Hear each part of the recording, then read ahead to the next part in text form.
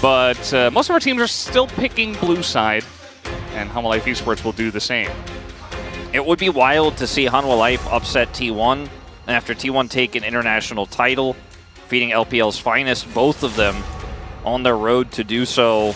Showcase, I think, a lot of the depth of the LCK and also how Hanwha prepared during that extra week. They have a really tough matchup here in T1. The Ivern you mentioned will be taken away by T1. Of these two junglers, I lean towards Peanut would be the more likely to play it, and so it's no surprise. He's also targeted with the Maokai that's banned against Peanut almost every game this season.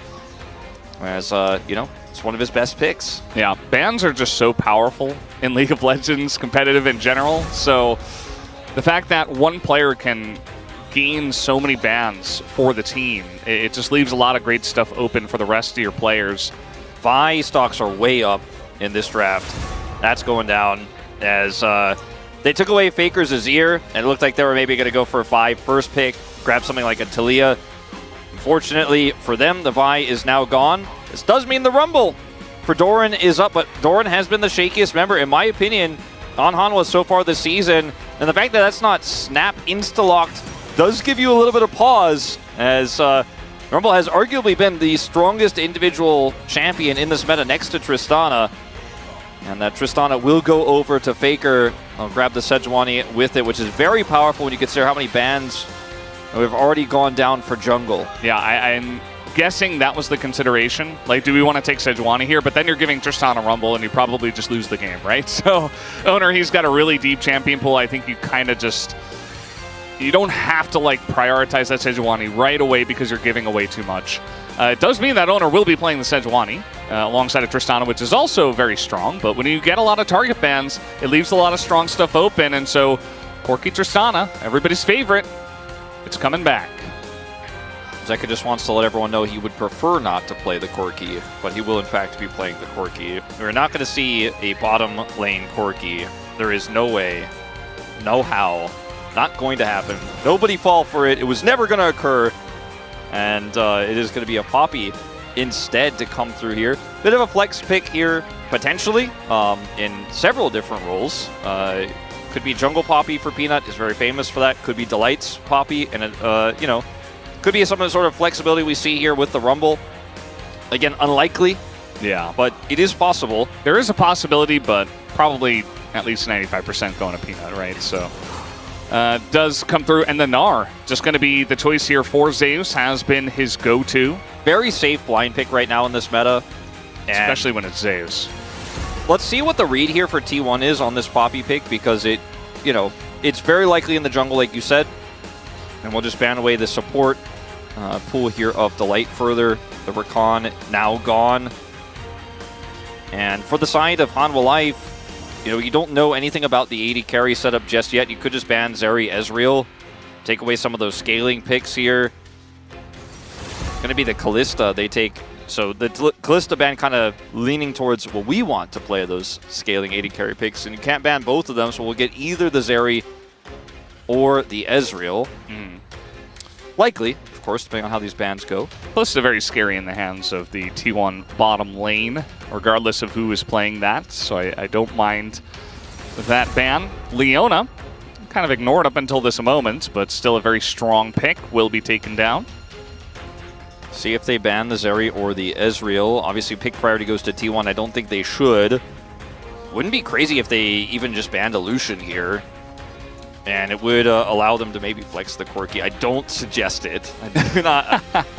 If it's not clear, I do pretty much hate Corki bot right now. I think it's very weak and not viable, as the Senna is going to be the next thing. So two T1 specific bottom lanes that are very powerful. Now they can trade Zeri for Ezreal, and Guma was able to interview him. He's been working on his Zeri a lot, has felt a lot more confident on the pick as of late. Whatever they lock in here will be blind. The Kai'Sa feels pretty good. The Ziggs feels pretty good. But if you just want to fight scaling with scaling, trade Ezreal for Zeri with a Leona already banned, this feels pretty good.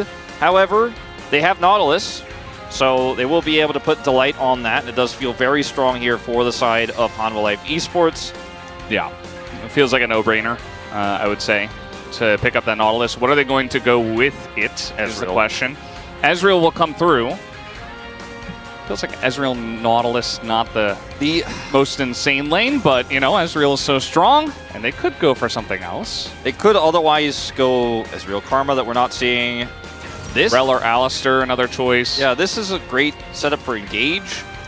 You're going to play into the Lulu if you lock this one in. That was my concern with the Alistair, is just the Lulu's going to kind of crush you early, even with Ezreal's power level right now. It's a pretty easy rotation here for Keria. Has great follow-up for the Sejuani.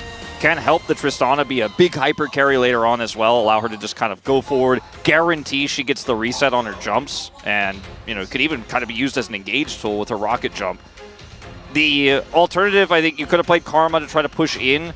Could have played the Nautilus, which again, you mentioned, doesn't feel like a great lane, but great for locking down the Zeri. They end up going for this. I think there was some consideration of maybe going for a Draven setup, you know, with a Renata maybe, but it's just so volatile, that type of play, this type of matchup. They don't have a great setup of single target CC necessarily with a Poppy jungle to make that work, even though they do have the Rumble. So they opt into the Ezreal. So we are going to have that scaling battle. This draft, finally, for the first time, a refreshing draft today, doesn't feel like it is extremely lopsided one way or the other. I lean towards Hanwha, though, because they have the Rumble. And the Rumble is just going to be such a power point on the top side of the map. Yeah, I think it's really going to come down to laning phase in this one. You know, can Doran get through the Gnar laning phase? Can the Viper, Delight, Ezreal, Alistair get through the Lulu as well? If you can deal with that, I feel like they come out very strong. But T1 definitely very known for winning lanes and winning games, so we'll see if they can do that on their side with some of the picks that they have opted into this time around. As we're ready, let's jump onto the rift for game number 1.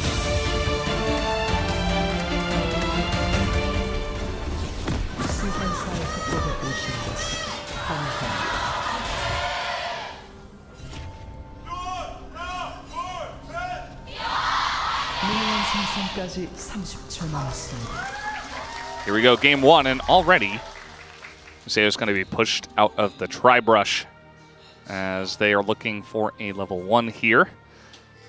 Cheeky little ward in the lane as well, just to try to get a good sense of maybe if a lane swap is going to come or anything like that.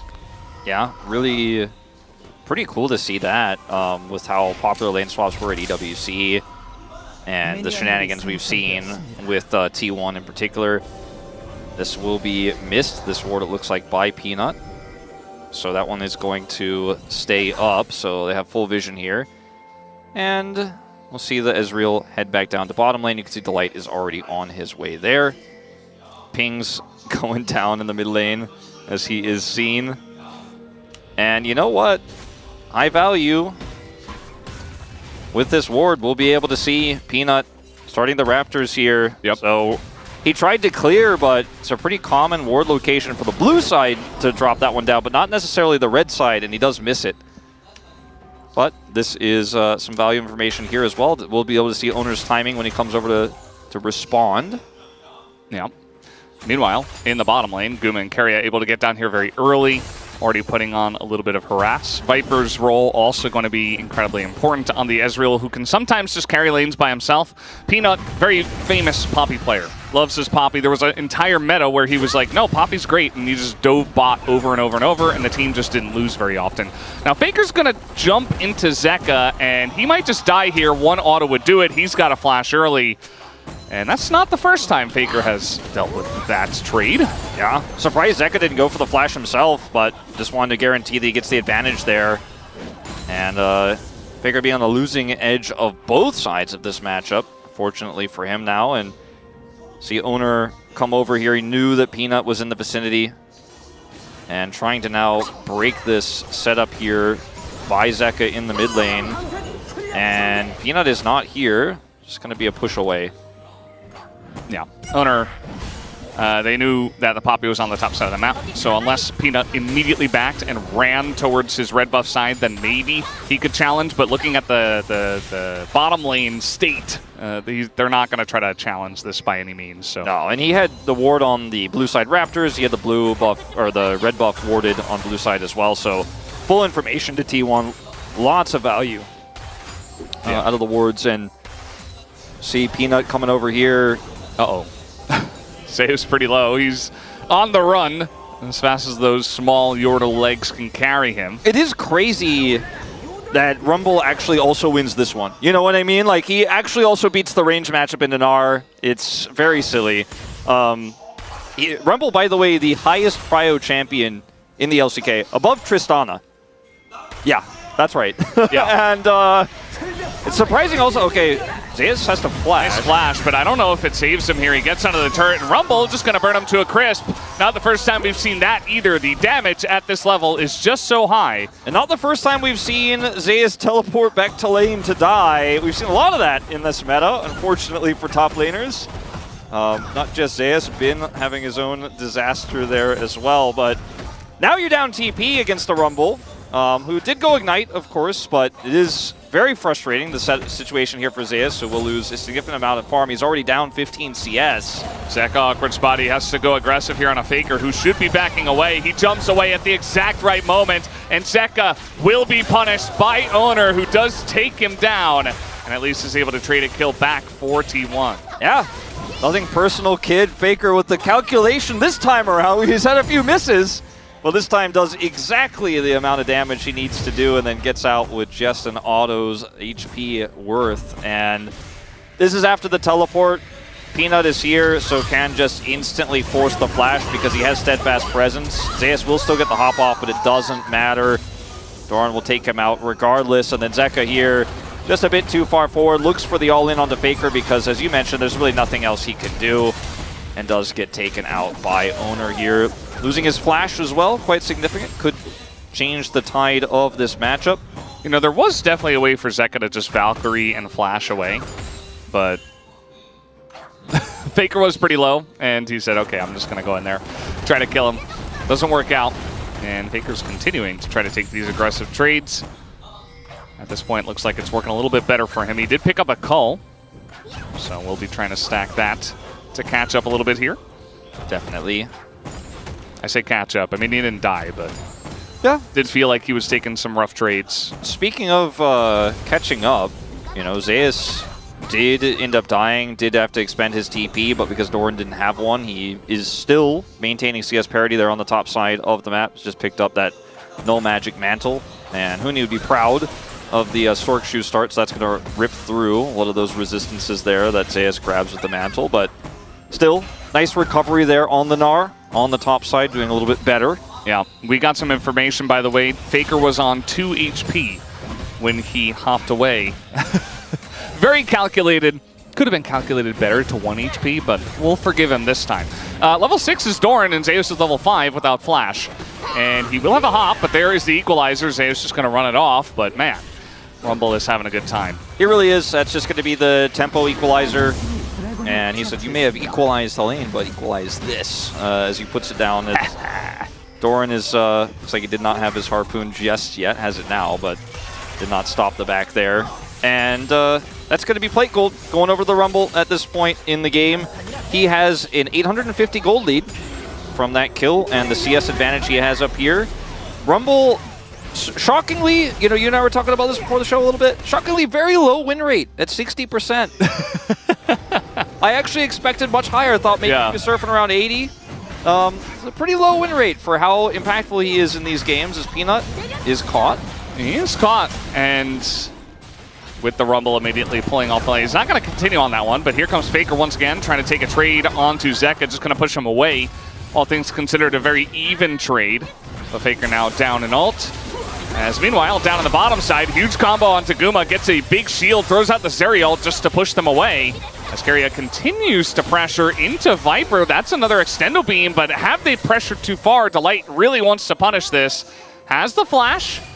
Maybe waiting for his cooldowns to come up here as he continues. Nope, just going to go straight into that one, but maybe a bit too far as tons of damage coming out for Guma and Keria and Delight. Oh, he's going to get flashed on Guma. Going to take him down in the extended trade. As soon as you see an Alistair running like that and chasing, you know it's going to have an unhappy ending, especially with Zeri. He can very quickly close the gap there over the wall. Bit of a misjudge of the damage. Viper had flash as well, so maybe he could have followed up and done some additional damage there. I think that was the idea. Delight said, okay, maybe they flash. We end up, you know, chasing them and killing them if they try to challenge. Guma traded back so much damage with his ult, though, in the initial exchange that ends up being fantastic for him because Guma has level 6 advantage here. Viper hits 6, Delight goes in, and that allows the true shot to come through, but it's barriered by Guma, so otherwise he's dead here. But now he knows, okay, I have the advantage, I have my ult. Viper goes super low, and it's at this moment where Keria heals and they back off, and Delight's like, all right, we get this flash no matter what. The problem is that he doesn't hit the combo. The flash means he's too far up, and it's a Zeri, so hello. Slide in she goes, flashes for the kill. They don't get the kill onto Viper, which would have been more significant. T1, mind you, do expend both flashes for the play, but absolutely worth it. Yeah, and Delight unfortunately flashes as he dies, so not going to be feeling too good about that one. So not much you can do. I mean, this was always going to be a little bit of a struggle unless Viper was able to really hard carry. And, you know, as he gets his items, he should be able to feel a little bit better as long as he's not full-on, head-on engaging into the Zeri. As now, Zeus in a little bit of trouble, but he will exchange flashes with Doran just to get out of there as that top lane continues to be a struggle. Yeah. Doran doesn't drop the Ignite, but still will force Zeus to back here. His TP is coming back online. I say that, he actually does stay, as he wants to try to maybe break the freeze that Doran might set up. I don't know the exact wave state up there, but it's looking pretty rough. Yeah, okay, it's going to be fine. We'll be able to get the back off. Doran will be able to walk back to lane. That teleport advantage feeling pretty good because Doran, he flashed for that, but if he puts him down to the Ignite range, I think it's a lot better, but instead, Zeus is just going to kind of hang out up there under turret, and we'll be able to TP back freely. So not too bad at the end of the day. Down a flash now is Doran. Yeah, just putting on as much pressure as possible, though. Going to feel pretty good. We see the mid lane still relatively even. We've got one guy stacking a call, the other stacking a tier, as the Corki versus Tristana matchup continues to just make us very happy. It's so prevalent, you know? It's just here comes Peanut again. And Meganar just went down. Zeus is going to clear the entire wave, though, and push it back. There's no equalizer yet either. He can get it back here. If he reads this, I mean, Peanut, though, he should be able to stop this, though. As now he's going to get in there, and they're just going to dive without a wave. They don't need a wave. They're Rumble and Poppy. So they're just going to dive the turret. Fortunately, Zeus didn't have flash from the earlier exchange, so that pressure from Doran just continues, and you know, we said it earlier, there's no big draft gap here, but the Rumble really does stick out like a sore thumb in terms of the pressure there top side, and that's why I gave the edge to Hanwha. It's their 500 gold lead right now as Hanwha go in. Yeah, Oner, he is going to get one grub, but he is also going to get a gray screen as the entire team of Hanwha Life Esports comes in and annihilates him. And the rest of T1 are like, well, we're not going to fight this. You don't have a top laner right now, so not sure why they're trying to go so hard on the grubs. And Hanwha Life Esports will take advantage of that. Yeah, I think just a bit mistimed there, because Oner can just get one and get over the wall, but unfortunately, just a little bit slow on doing so. Fast rotation from Hanwha. As Zeka will lose half his health bar, but we're doing it again! Guess who's dead again? Guess who has equalizer this time? Yeah, Zeus doesn't have Meganar either. I mean, he might barely get it. Nope, not going to happen. And it's just clinical here from Hanwha Life Esports. This is Peanut's bread and butter. Yeah, this is what he does. He just dives. He's like, where's the pressure point? I'm going to dive it. He's diving it. What was the old Hanwha tagline? Super dive? Yeah. He's living up to that. Made by Peanut. Yeah, well, I mean, Doran's, he thought about it for a minute. He was like, should I equalize the wave? I don't think so. I think I just kill the turret and use the equalizer for the next dive. Yeah. And I was misled in this draft. I'm like, you know what? The Nard's going to be fine. He's going to get the... Nope. I'm sorry about this. Especially not with Peanut just absolutely setting up a tent in the top lane. Like, you just don't get to play the game. It doesn't exist. There's no permafrost synergy in this draft here for the side of T1 as well, so feels kind of bad as the TP's coming in. Yeah, they're going to get the flash for Faker's TP. He was probably going to TP in there anyway. But still, little bonus. But now the TP comes in, and guess who? It is going to be Zeka looking to fight this one. But now Peanut goes too deep. They go in way too early as a kill already going to go over to the Zeri. Guma looking for more, but now the Hex Gate's coming in, and Zeka doing a bit of damage. Also, the Ezreal and its chase potential, they will respect it, and they will back away with the Infernal and a kill. Yeah, he might need to check the game version. There's no package for this TP play, unfortunately. It will be able to push T1 away, but they lose the Dragon. He loses his TP for the aggressive play that ends up not paying off. And T1 will end up winning out big on this exchange. And they're able to utilize the fact that Doran doesn't have TP, he's not going to be able to come into these team fights, and they want to take these dragons early where the Rumble can't get involved, because yes, they've gotten a lot of pressure done topside. With this Rumble, they took out the turret, but they haven't been able to otherwise utilize that power level in a team fight. It's just kind of beating up on Oner, the orange buff situation. As, you know, here, True Shot Barrage comes through, it's pretty close to a steal, but it's not enough, and then Zeka is just on the wrong side of this fight. He's polymorphed instantly and has to back out. Because he is quirky, he will be able to escape, but Hanwha Life fast on the grub deny play, fast on the punish there, a little bit slower on this one, unfortunately. And T1, we soul point for Hextech Soul again. Yeah. Hextech Soul coming out. Very nice mechanical play there from Oner, just to flash over the Steadfast Presence, make sure they absolutely 100% confirm that kill onto Peanut, and that they can continue with the fight. Now Faker is going to get this bottom lane turret, as the Rift Herald is going over to Hanwha Life Esports. So not a bad trade, all things considered, but there's still a huge, gigantic Rumble issue in this game. Yeah, now wait until we see what happens when he shows up to team fights, because so far, you know, he's been killing an R, he's been killing a turret. That's where he has the gold lead from. It's going to be one of those things from solo queue. It's like, how did the Rumble get that fed? Yeah, exactly. Where you see him in the first team fight, you're like, what the hell? Yeah, this guy's huge. You think you could take him down, but he just wipes your whole team. Yeah. Now, Doran, he does have a lot of pressure on him, because I do feel like T1 are at least matching on other sides of the map, and Guma is huge. So, feels like T1, they are behind. They're not in a great spot because of this Rumble, but they also do have the angle of the Zeri, so... And the 2-dragon advantage that they have means they can take fights on their terms. They can punish the lack of teleport for this Rumble relatively easily. Yeah. So I do see the angles back into this game for sure, and we've seen T1 at way worse deficits than this recover as well, off of some clutch plays with good map rotations. Take a look at this. Yeah. Oh, thought he would buy it straight up, but... He's close. Not yet. But the situation here is definitely dire if Hanwha Life can, you know, start bringing this Rumble to team fights and start fighting over these dragons, as he's still teleportless, still lurking. You know, he's clearing wards, he's getting more money. He's not even going to clear that. He's not interested. Yep. Guma, he is fine. The Shiv that the Zeri has allows her to compete with the Ezreal push pretty easily. And it's going to be, you know, significant advantage still in terms of farm here for Guma, but can also allow them to contest Prio pretty easily. And I think one of the big issues for the composition here of Hanwha is they don't have a way to force T1 off of an objective if they have Prio. As Keria might be in a bit of trouble. Maybe not. Just a phosphorus bomb worth of trouble. As the push is coming in here, Oner with a nice ult that is going to hit the Alistar though. Can Delight get away? The answer is yes. Going to trade some ults. The redemption is finished here for Keria, and will heal them back to full. There's not a big objective to fight over here, but they did want to stop the push from Hanwha Life Esports. I mean, the turret in itself in this game state is kind of an objective, as Guma's just going to get shielded this time by Keria. Doesn't need the barrier on that true shot. But this does mean that Alistar down in ultimate here, as this fight does take off. He can get here very quickly because of the Hex Gate. And they have a lot of Prio right now. Oh boy.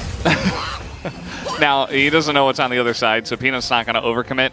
But Zeus, he knows that he is always in danger of being dove. Even 17 minutes into the game, he knows that Peanut will be there. So good check from him, but also great pressure once again from Peanut to just get Hanwha Life Esports more control of the map, more pressure on this bot turret. Yeah. Now, T1 still 20 seconds before this break spawns. So we'll see if they can clear up this mid wave.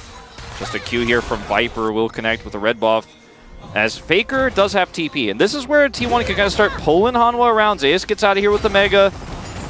Zeka does come back here. He has his own TP. The Rumble, though, on the right side of the map for this Dragon. It's not going to be stuck in TP Purgatory. It's crushing the lane. And I think maybe T1 found an angle, but it's just short-lived, honestly, and now Peanut's just blocking any sort of defense here of the turret. This is just Peanut. He just rules the Rift right now, and Guma's dead. So the battle of the carry is going to go easily over to Doran. Once again, alley-ooped by Peanut, just on a different part of the map. And Hanwha Life Esports, they're just doing a great job. Yes, Faker is going to get this top turret, but look at the rest of the map. They're just pressuring everything, and they're going to get a Hextech Drake. Yeah, as they begin to really roll their lead ahead. Exactly. Faker will get that turret, but they got the mid turret, and they got the dragon, and they got the kill onto Guma.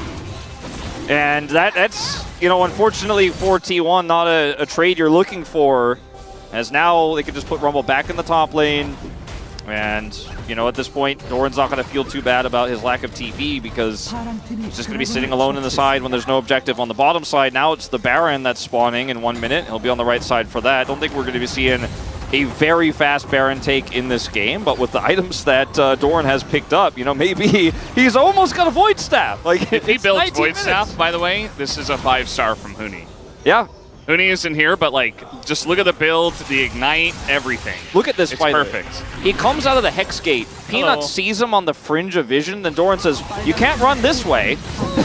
And just commits the ultimate here. Guma flashes, but still finds his demise. Yeah. One of the few times the Hextech Gate works against you, as now Faker, look at the damage, but we do have Oner here looking to try to punish, as they might just leave Delight. The collapse from T1 is pretty huge. Delight is going to flash over the wall just to be matched by a hop from Faker, so that doesn't really work out for him.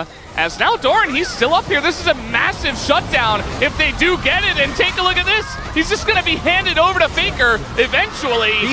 This is, by the way, a T1 Baron call. Yeah, they're going to do it. They set this play up, I think, before the Baron, knowing that if they can catch Doran there, if they bait it, this is the T1 map read. They called it. I bet Faker was telling you, hey, we kill him, we get Baron. They get 2, and now Hanwha Life struggling to respond. Oh, Viper's begging them to pull off the Baron, but they're not. They're not yet. The damage is still going into the Baron, and the amount of Baron damage that they have is also huge. But now Delight is here, and Faker is out of the fight, and now the Baron is leashed for Hanwha Life Esports as they want to stick around. T1 don't want to let it go to waste. Oner over the top, and the spike goes to Peanut anyway, as now the fight will commence. Faker in a lot of trouble. He flashes the wall. Keria in a rough spot. Baguma with a little Zeri moment, pushing forward, looking for the kills.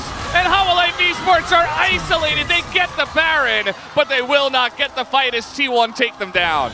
Absolutely worth for T1.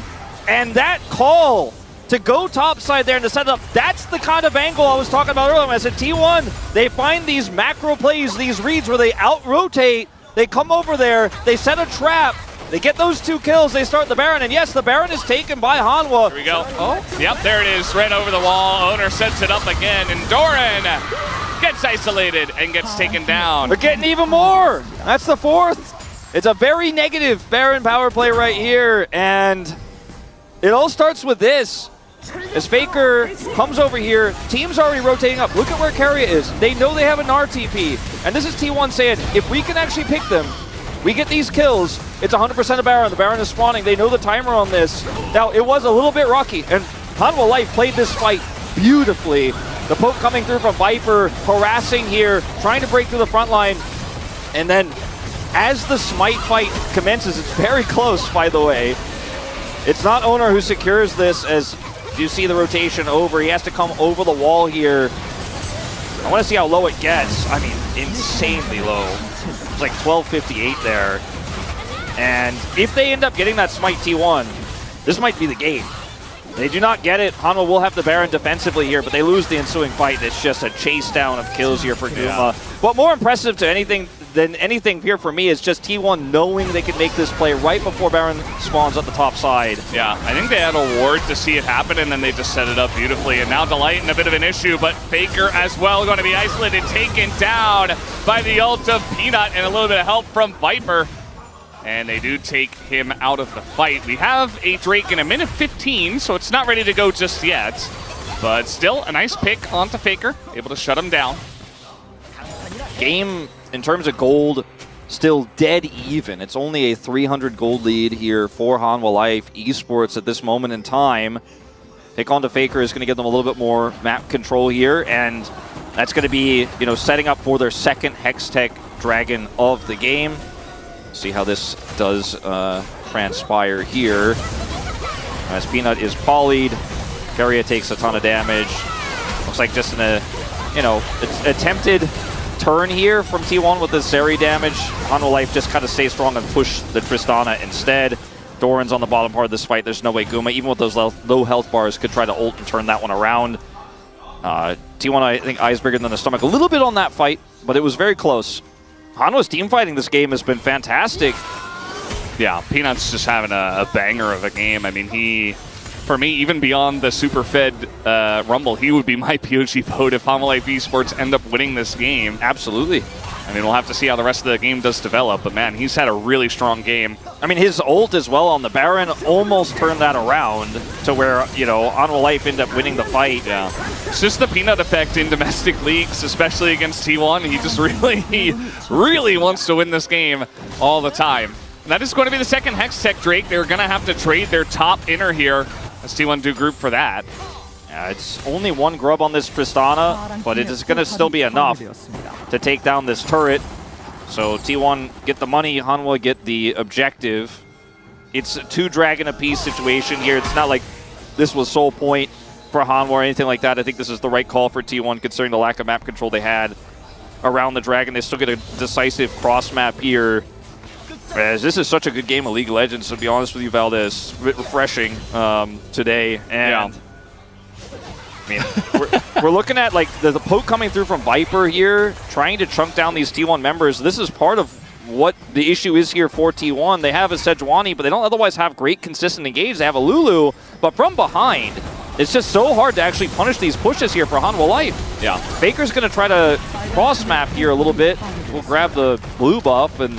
It's why we see stuff like barrel picking Rel into Poppy Alistair. Exactly. It's because teams are like, no, we just need a support that can engage. I don't care what this situation is, what the lane looks like, who I'm playing against, who I am. No, I'm playing Rel. And it makes sense sometimes. And like you point out, I think that T1 could use some extra engage. Certainly the side of Hanwha Life Esports has it in spades with the Alistair and the Poppy. And even the Rumble just to throw down an equalizer and just slow everybody down and get them, kind of force them, corral them into a fight. Yeah. It's Crypt Bloom Rumble, so, you know, 4.5. Yeah, maybe even a 4. Hooney really hates Crypt Bloom. He wants damage only. That's the only thing that matters. I think, you know, given the double 80 carry meta, though, the heal does feel very nice if you are able to proc that in the team fight. Not going to have the same raw stats as a Void Staff in terms of killing the bad guys, but Delight will spot out Oner. Trade a ward here. Baron up in 30 seconds. This time, Hanwha Life hoping to take it completely on their terms. They're putting their teleport having solo laner, the Corki, on the bottom lane. Zeka is going to catch this wave here and can return to the Baron. The Rumble on the top side. Playing around this lack of teleport really well. And T1 trying to break into this without engage is very challenging, as we've discussed, and the fact that they have to deal with the Ezreal poke that they don't have any way to match. I think it's going to have to be a perfect Narbar from Zeus or Oner catching somebody off guard, Hanwha Life getting kind of front to back here, but Delight has his ultimate as well. This is kind of Hanwha Life saying, the ball's in my court, you know? I actually get to control how this goes, and it's still 2 minutes away from that next dragon, so T1 trying to group bottom side here. Hanwha Life could just kind of follow the rotation. Yeah. And the game, very even in terms of gold, exactly even basically, as now Delight is trying to put his face into it and secure a red buff for the team. They will get it, but a little cost of his health bar. But yeah, pretty much exactly even gold, even dragons, but the ones that Hanwha Life Esports are arguably better. Although Chemtech not bad for the Lulu and stuff like that. So really anybody's game. It's really just going to come down to how these next fights do play out. Yeah. And as T1 here, you have to somehow set a trap, I think, for Hanwha. And maybe that's just 4-1ing and trying to set up for big push in the inner, in the mid lane or in the bottom lane. But the problem is if you trade Baron for that, it's not going to be equivalent when Hanwha just group and then you can't engage on them, right? So it's a really tricky problem that T1 have to solve now. And with this set of wave clear here, I mean, they could just try to start this one up. The turn is decent, but they don't have the Gnar here. Zeus' Gnar bar not set, and I think Hanwha Life are like, absolutely not. They have this Scuttle here as well, so just call T1 on the bluff pretty instantly. Yeah. And I just don't, you know, the common classic T1 is to 4-man a lane and then force a rotation, and then Faker gets a sick Emperor's Divide. You end up tricking Hanwha, right? But I don't just have enough control, and it's the double 80 carry mid doesn't suit Faker's playstyle in that way, to where you can actually be that sick engage player when they make those same types of rotations they did topside there. But As this game slows down, it looks like no Baron will be taken, and Prio goes to Hanwha for this next drag, and that'll be Soul Point and 3 stacked Hextech Dragons worth of attack speed and ability haste for this Ezreal. They've really checked all the boxes in terms of controlling the vision around here. They've pushed out mid and bot as well. They've really just given over the top lane. They say, okay, whatever. We don't care about that. We just want to focus on this dragon.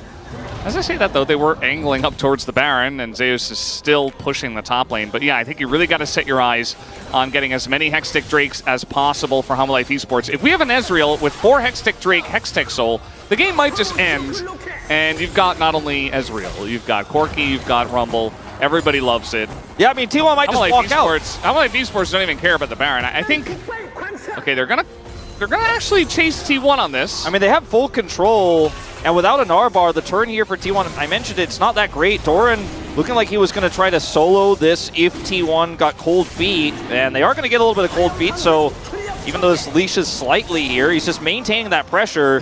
He doesn't have TP, unfortunately, but, I mean, if they could just play this dance with T1, eventually they get it. But T1 are going to hard call now. There's the TP coming through from the Corki. Yeah, and, you know, they get the TP. They stop the Hextech Dragon take. And T1 are grouped up as a 4-man unit at this point in time.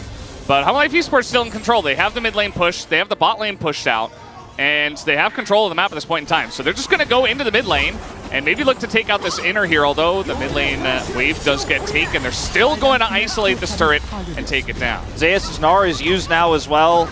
No way to try to collapse or make any sort of play here as Faker's in the side, but there's no turret to threaten. He's not deep enough.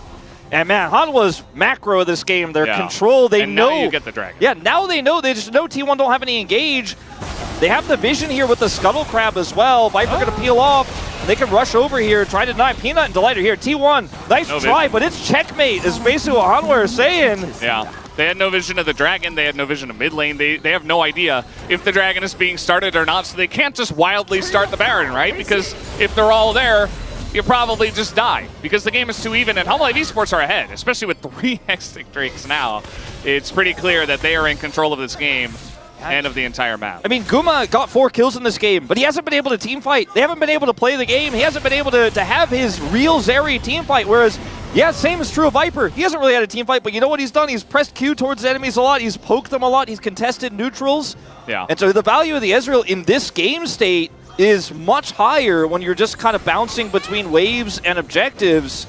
And unfortunately for T1, their most fed member just isn't able to fight. And it's not his fault. It's just the lack of engage, and it's the map control that's so oppressive for Hanwha. Now, Hanwha are going to set their eyes on Baron, but Zeka on the opposite side of the map with his TP. He's level 18, by the way, and is sitting on 3.5 items. Yeah. He is going to do a lot of damage when he does show up, but as T1, again, when you're so reliant on this Gnar bar, it's hard to find the perfect moment. Hanwha aren't making any mistakes. They definitely are not, and now Viper just going to E forward, doesn't care about the Sejuani that's standing right there. He's just so strong. He's got Delight right next to him if any engage was going to happen. Kind of reminds me of the old days with Ruler Core JJ play and Ezreal Tom Kench, where Ruler would just do whatever he wants, literally. Like, he would just jump into fights and he would be totally fine. I mean, he's begging Oner to waste his ultimate for cleanse. He's like, yeah, go for it. That's literally all you engage. Yeah, and now Faker doesn't really have a health bar, and Viper, again, is just eating forward, and nobody can do anything. Yeah, and now this is the call for Hanwha Life to control this choke. Faker's half health. Great true shot there. Doran? They're going to find Doran. I mean, there's a lot of damage, and Oner gives him the thumbs up, says, thank you very much, my guy.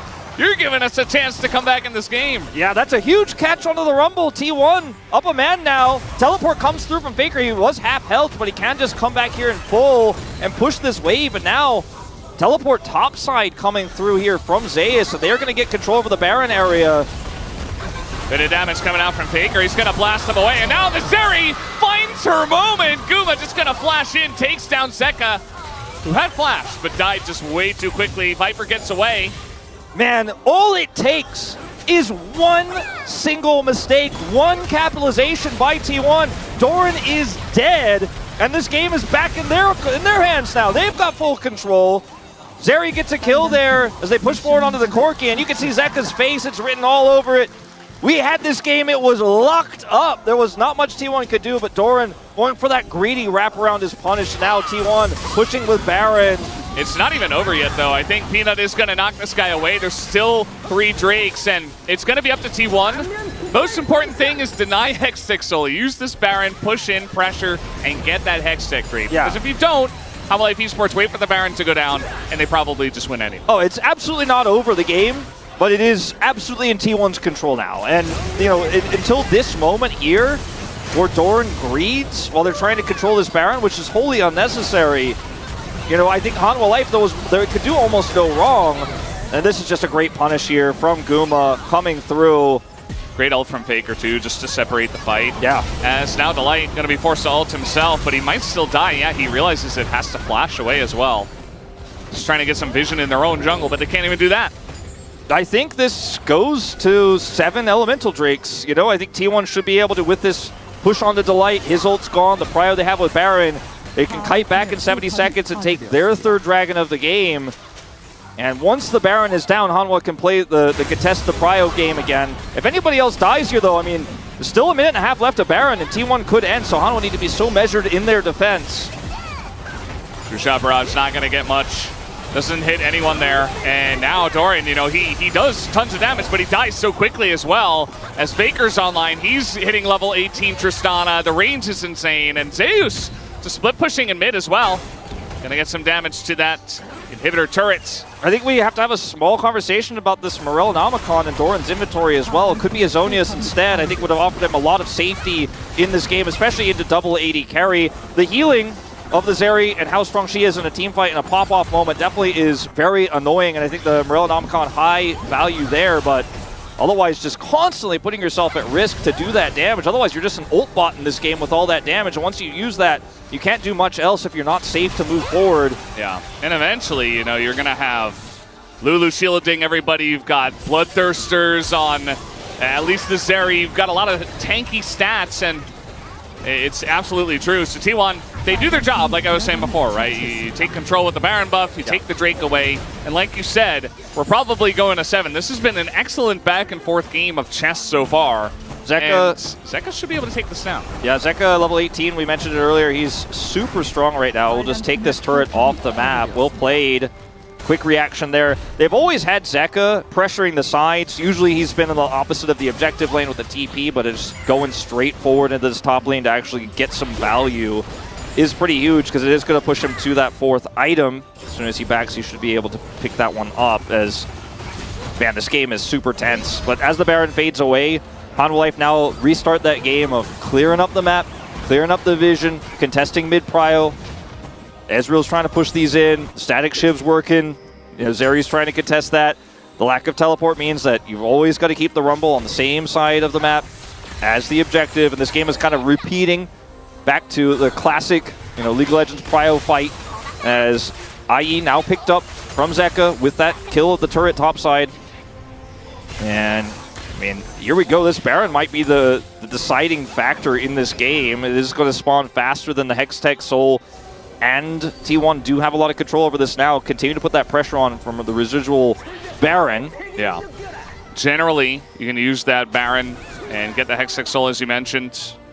We'll see if that does come to pass. If Hanwha Life Esports do a good enough job of trying to wrest back control of the map, and maybe they delay enough for both of the objectives to be up, then it gets really interesting, because both of these teams want to get Hextech Soul, you would imagine, as, uh-oh, Viper. No, he's going to be totally fine, actually, doing a lot of damage into Oner. He's going to Arcane Shift forward again. His judgment of when to go in is so good in this moment. He knows the Narbar is expiring for Zeus as well. He goes over, he knows he's got just enough wiggle room there against the Sejuani, who still doesn't have flashback up, no way to punish him. He's got Cleanse as well.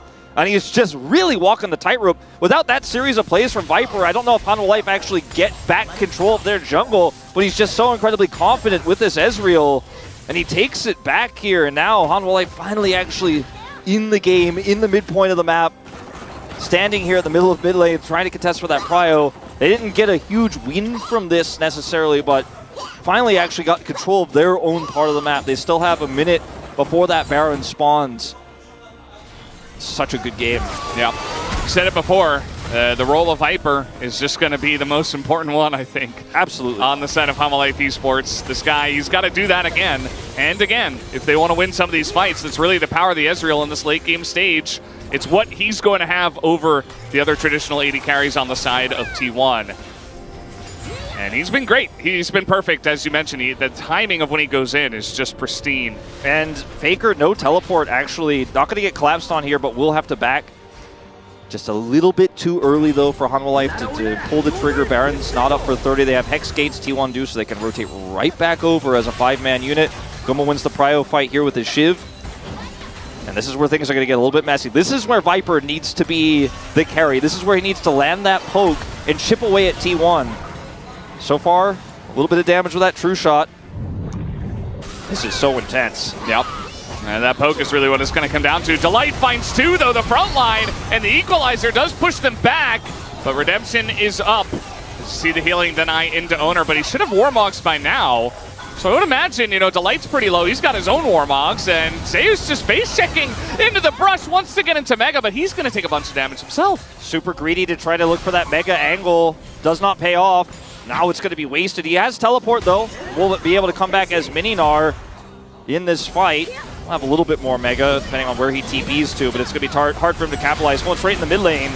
TP comes in. They're going to try to focus down Peanut here, but he also has his own Warmogs. All the tanks have Warmogs, so unless they're actually killing someone in these fights, it's not going to matter all too much. Yeah, just getting small tempo advantages is all they can really get with this poke. And Hanwha have said, look, I've got Keeper's Verdict. I'm going to come in here and start this Baron up. Maybe the Poppy is going to be the deciding factor here.